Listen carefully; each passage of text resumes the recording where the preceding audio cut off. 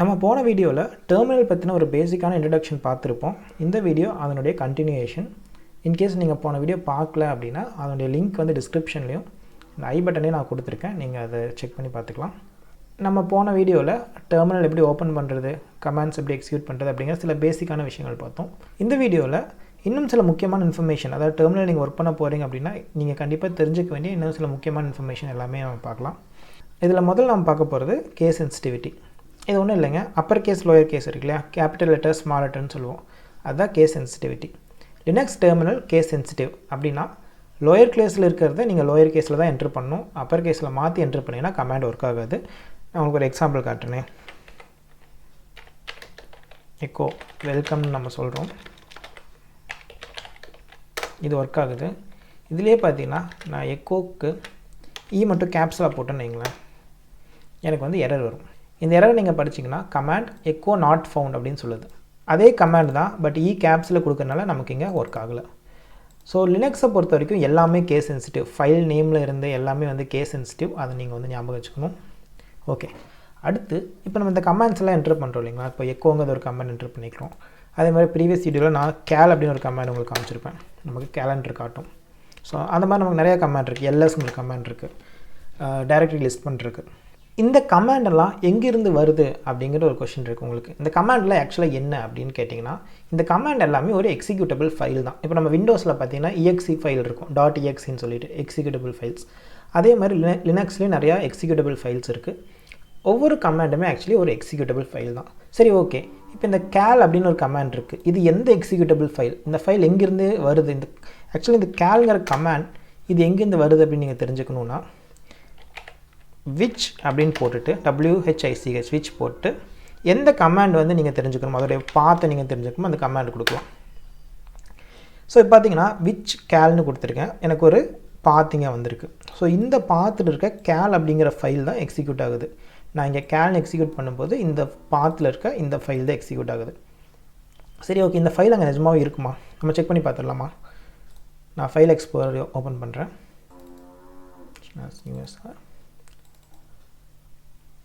So இந்த பார்த்து அது யூஎஸ்ஆருக்குள்ளே பின்குள்ளே கேல் அப்படின்னு ஒரு ஃபைல் நம்ம அங்கே தான் இருக்கும். உங்களுக்கு அட்ரஸ் பார் பார்த்தீங்கன்னா தெரியும். ஸோ இதில் வந்து கேல் அப்படின்னு ஒரு ஃபைல் இருக்கும். இங்கே நிறையா ஃபைல்ஸ் நீங்கள் பார்க்கலாம்.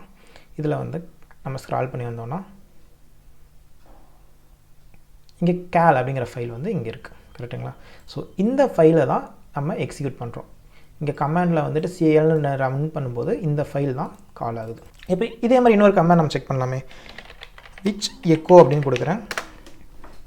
விச் எக்கோ அப்படிங்கிறது பார்த்தீங்கன்னா அதே ஃபோல்டர் USR bin/echo அப்படிங்கிற ஒரு ஃபைல். அப்படியே நம்ம கீழே வந்தோம்னா இங்கே எக்கோ அப்படிங்கிற ஃபைல் இருக்கும். இங்கே பார்த்தீங்கன்னா நமக்கு எக்கோ அப்படிங்கிற ஃபைல் இருக்குது, கரெக்டுங்களா? அதே மாதிரி நீங்கள் எந்த கமாண்டாக இருந்தாலும் சரி, அதை வந்து நீங்கள் விச் கொடுத்து கொடுத்து பார்த்துக்கலாம். ஓகே, நீங்கள் இப்போ அடுத்த கேள்வி கேட்கலாம். இப்போ நான் டெர்மினலில் போயிட்டு டேரெக்டாக நான் வந்து ஒரு கமாண்ட் எக்ஸிக்யூட் பண்ணுறேன், கேல்னு போடுறேன். பட் நான் இந்த பாத் எதுவுமே கொடுக்கல. எப்படி அந்த பர்டிகுலர் பாத்திலேருந்து இந்த கேலுங்கிற ஃபைலை எடுத்து இந்த டெர்மினல் எக்ஸிக்யூட் பண்ணுதுன்னு கேட்கலாம். ஸோ லாஸ்ட் வீடியோவில் நம்ம ஒரு பாத் அப்படிங்கிற வேரியபிள் பார்த்துருப்போம், கரெக்டுங்களா? எக்கோ பாத்து நான் கொடுத்துருப்பேன். இது என்னென்னு பார்த்தீங்கன்னா லிஸ்ட் ஆஃப் ஃபோல்டர்ஸ். இது பார்த்தீங்கன்னா இந்த கோலன் இருக்குல்ல, கோலன் வச்சு எல்லாத்தையும் செப்பரேட் பண்ணியிருப்பாங்க.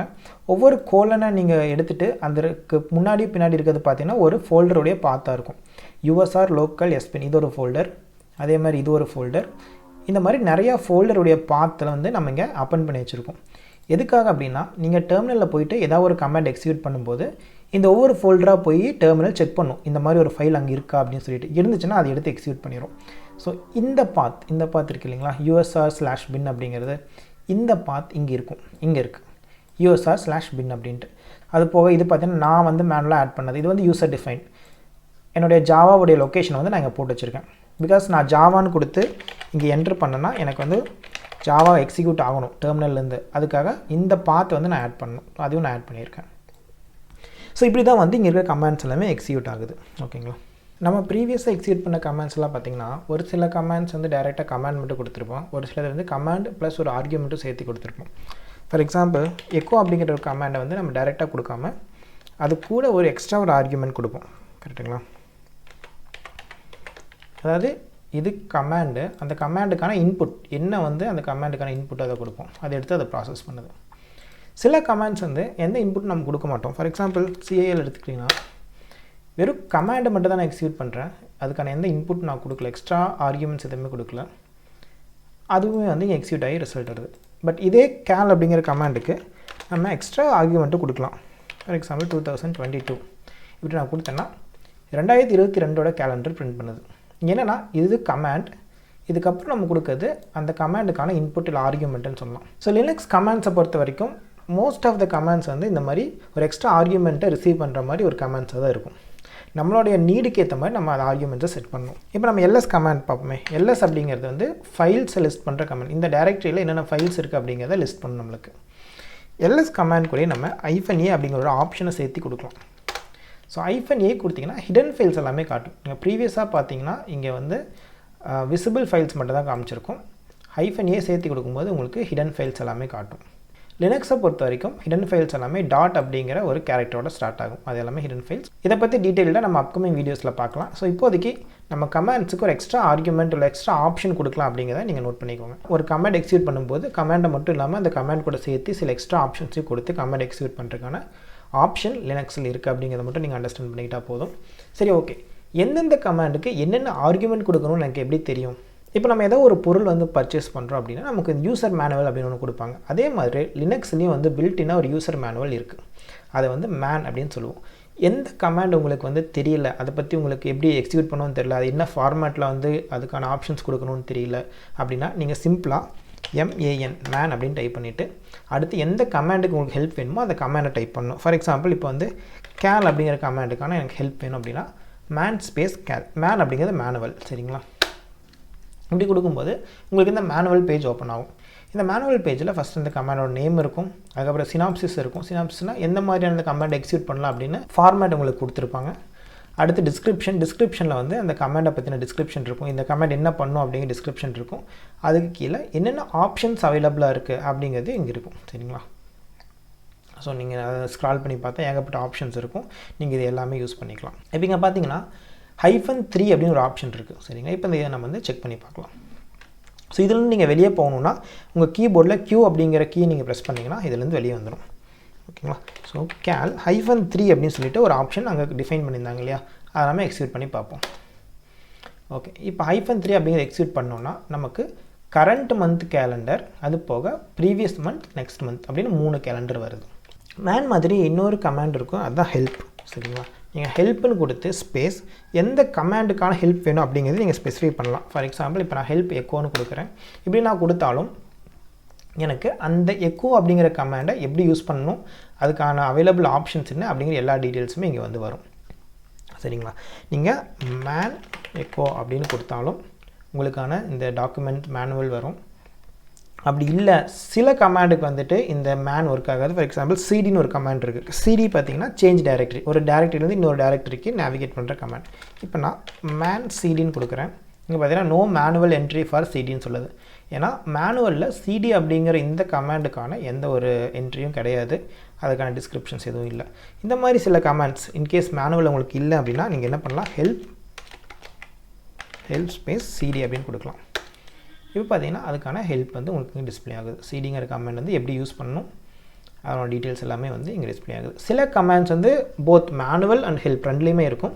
ஒரு சில கமாண்ட்ஸ் வந்து ஹெல்ப்பில் மட்டும்தான் இருக்கும், மேனுவலில் இருக்காது. சிலது வந்து மேனுவலில் மட்டும்தான் இருக்கும், ஹெல்ப்பில் இருக்காது. ஸோ என்னென்ன கமாண்ட்ஸ் எல்லாம் ஹெல்ப்பில் இருக்குது அப்படிங்கிறத நீங்கள் பார்க்கணுன்னா ஜஸ்ட் ஹெல்ப்னு கொடுத்து என்ட்ரு கொடுத்தீங்கன்னா என்னென்ன கமாண்ட்ஸ்லாம் இந்த ஹெல்ப்பில் வந்து சப்போர்ட் இருக்குது அப்படின்னு சொல்லி நீங்கள் பார்த்துக்கலாம். நம்ம ப்ரீவியஸ் வீடியோவில் பார்த்துருப்போம் ஹிஸ்ட்ரின்னு ஒரு கமாண்ட், கரெக்டுங்களா? அந்த ஹிஸ்ட்ரி கூட இங்கே இருக்குது. நீங்கள் என்ன பண்ணலான்னா ஹெல்ப் ஸ்பேஸ்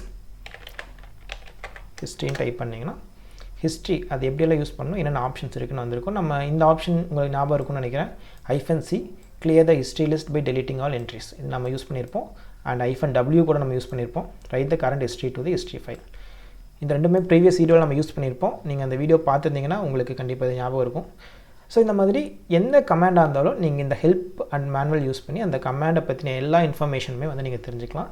கண்டிப்பாக இது நிறைய இடத்துல உங்களுக்கு யூஸ்ஃபுல்லாக இருக்கும். அடுத்து நம்ம பார்க்க போகிற முக்கியமான டாபிக் என்னென்னா standard input, standard output, standard error. Standard input அப்படிங்கிறது என்னென்னா இந்த டெர்மினலில் நம்ம எப்படி வந்து இன்புட் கொடுக்க போகிறோம் அப்படிங்கிறது. யூஸ்வலாக பார்த்தீங்கன்னா நம்ம கீபோர்டில் டைப் பண்ணுவோம், கரெக்டுங்களா? இந்த மாதிரி கீபோர்டில் டைப் பண்ணிவிட்டு என்ட்ரு கொடுப்போம். அதுதான் வந்து ஸ்டாண்டர்டாக இன்புட் நம்ம கொடுக்குறது.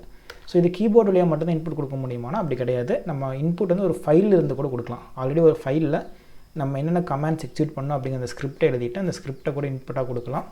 அப்படி இல்லைனா நம்ம ஆஸ் யூஷுவல் கீபோர்டில் டைப் பண்ணுற மாதிரி டைப் பண்ணியும் இன்புட் கொடுக்கலாம். இதுதான் வந்து ஸ்டாண்டர்ட் இன்புட். எந்தெந்த மெத்தட் வழியாக நம்ம டெர்மினலுக்கு இல்லை நம்ம கமாண்ட் லைனுக்கு இன்புட் கொடுக்குறோம் அப்படிங்கிறது.